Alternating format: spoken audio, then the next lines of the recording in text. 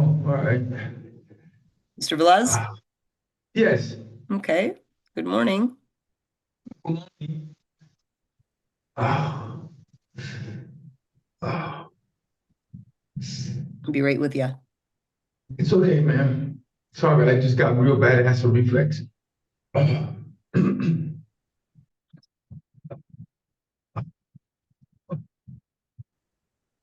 You want us to arraign you later?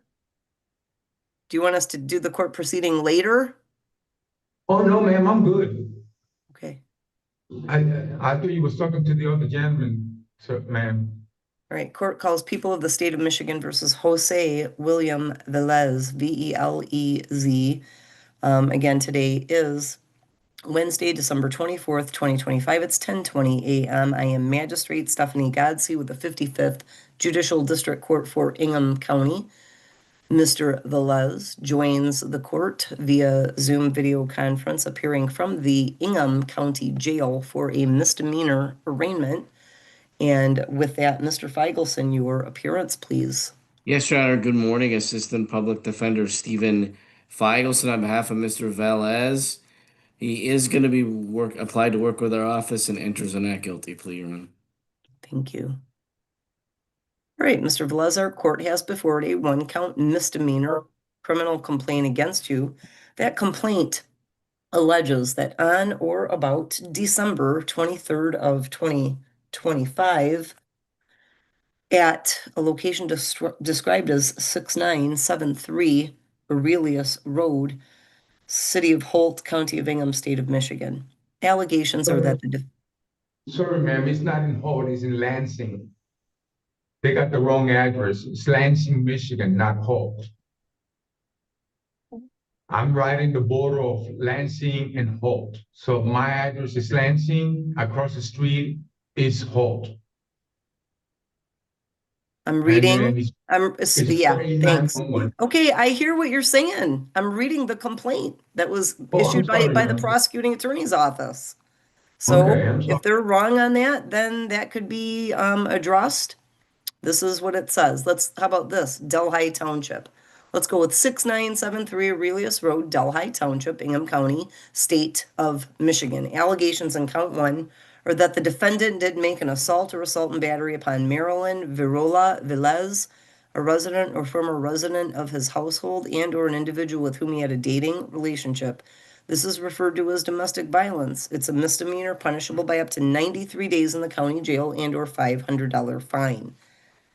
Do you understand the charge the court has read to you, sir, and the maximum penalties?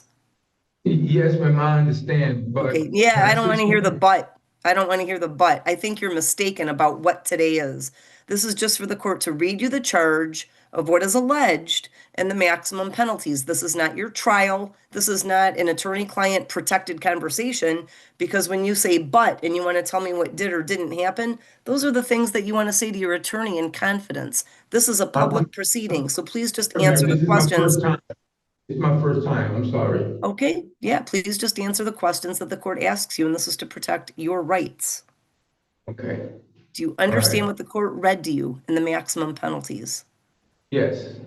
And Mr. I Feigelson, a plea? Not guilty, Your Honor. Thank you. And I've made a note he is applying for your office.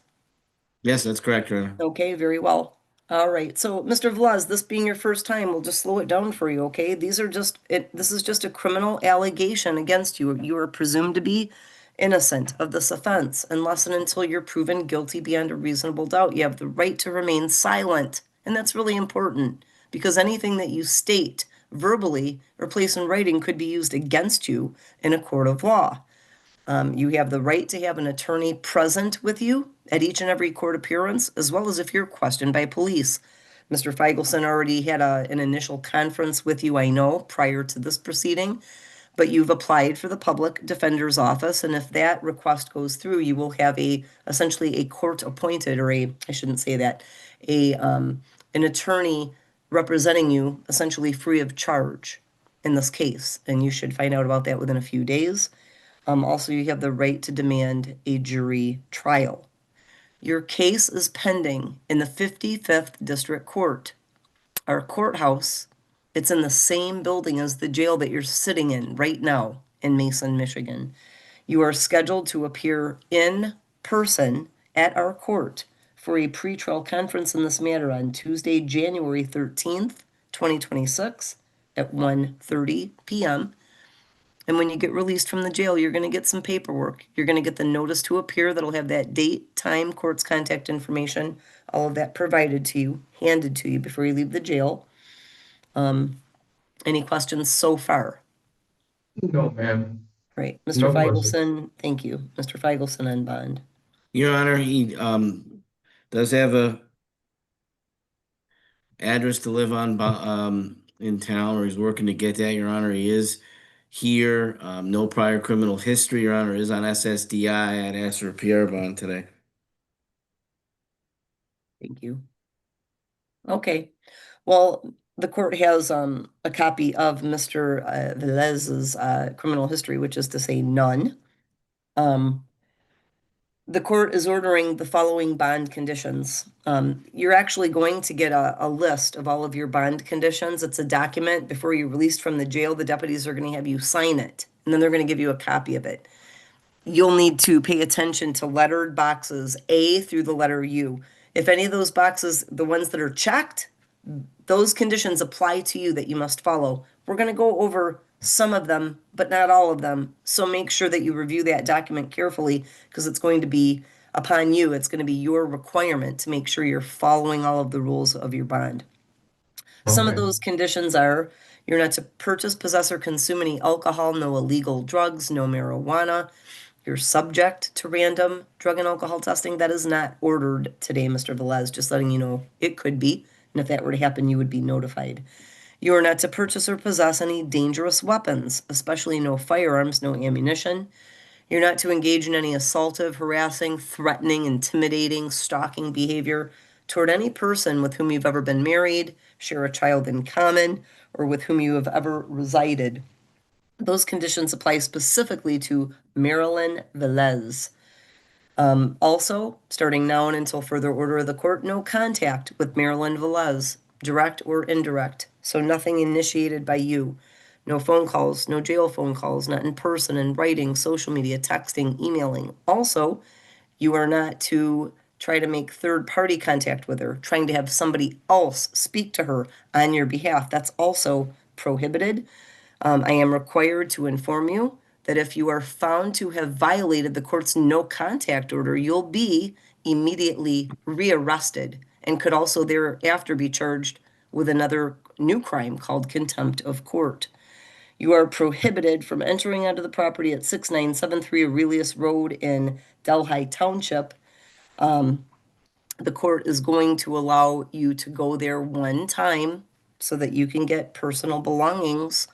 You can go there one time. But Mr. Velez, when you go there that one time, and this is really important, you must have a police officer physically present with you from the time that you arrive at the property till the time that you leave. You could do that once.